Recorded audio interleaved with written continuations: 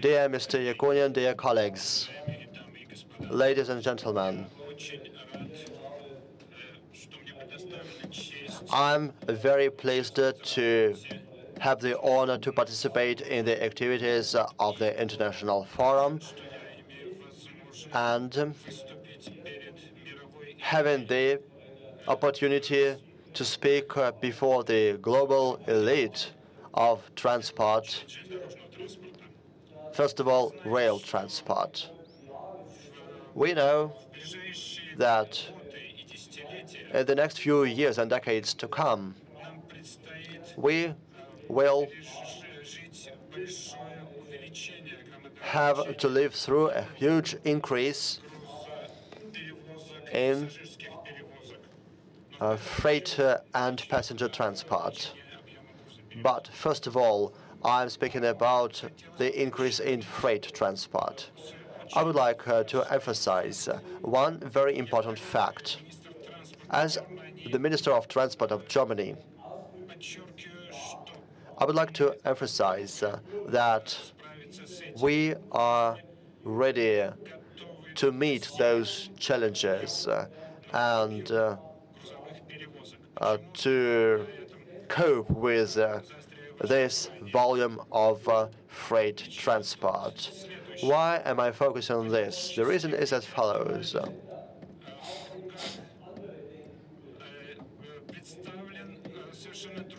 Political and intellectual leaders have a completely different opinion of this challenge. Namely, it is believed that those global transportation activities are not really necessary, and we need to shift from the global viewpoint to servicing each specific part of our planet individually. And they say that allegedly certain funds, certain money can be saved. I think this ideology is completely wrong.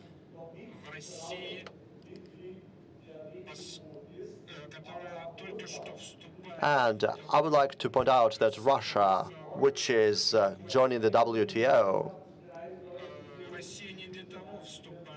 as Mr. Yakunin said, Russia is not joining the WTO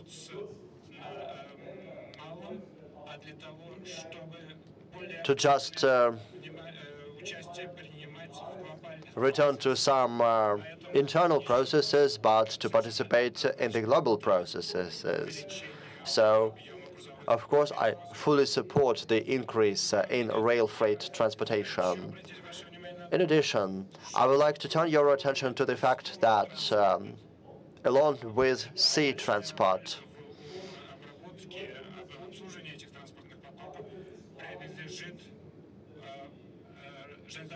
rail transport also plays an important role in servicing freight transportation. We are all very much aware of the risks of rail transport. We have repeatedly mentioned, and the previous speakers mentioned, the Eurasian transport corridor, which would be built and expanded. And here we can draw some interesting parallels. Take this example. We have Dr. Grube here, the head of Deutsche Bahn.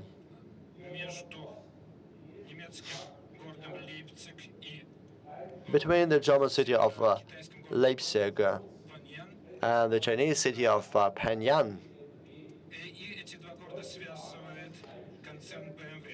there is a connection which is ensured by the BMW concern. And currently there is a rail corridor between those two cities, which was created to transport components, not by sea, which would take 46 days. But even today, this is today's practice. This is the existent reality. Today, these components are transported by rail within 23 days. over a distance of more than 11,000 kilometers. And this corridor goes through Russia. I think this is a sensational event. There are two industrial platforms in the automobile industry, which are separated by 11,000 kilometers, are linked together by a transcontinental rail corridor.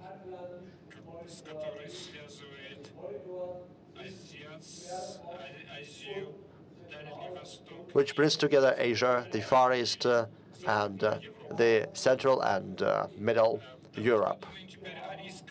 Now, let's think about the risks of sea transport. We are all very much aware of the dangers of sea transport. Close to Africa, some African capes, and transport security is connected with the fact that this transport is becoming more expensive. And economically speaking, we need to take all these risks into account. And all this confirms the need for further development of the rail transport.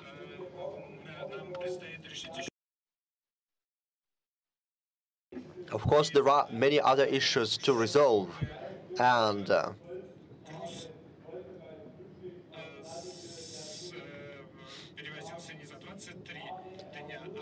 freights need to be transported not over 23 days, but over 10 days.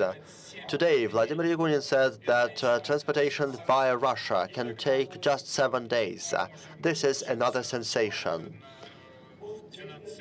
Then we will be able to transport cargoes from Western Europe to China just in 12 days.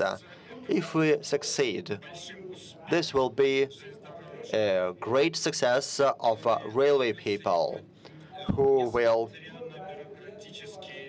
be able to achieve it despite the bureaucratic barriers, and even if we still have different gauges.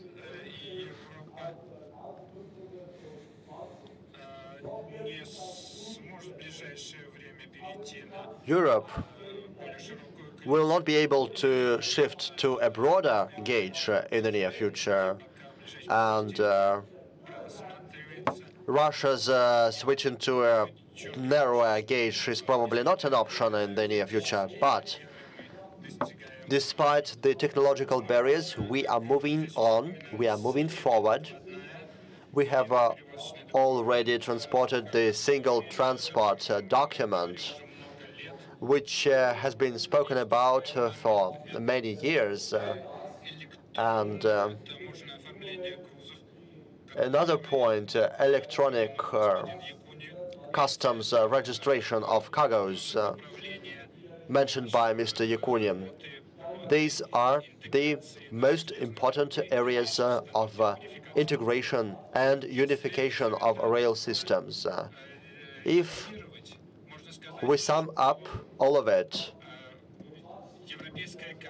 we can say that the European and Asian economies are growing,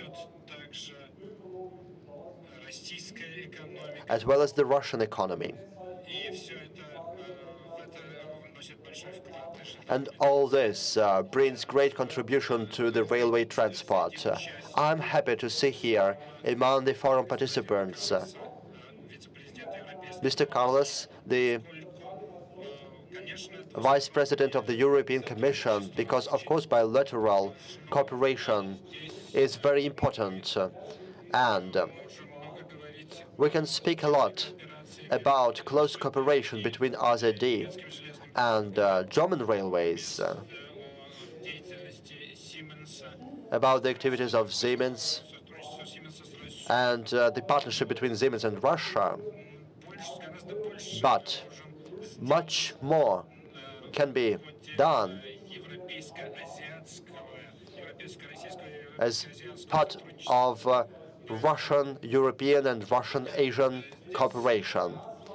So I'm happy to welcome here representatives from the European Commission, and this is proof of the fact that the European Union pays great attention to further expansion of cooperation with Russia. So I support this completely. Thank you.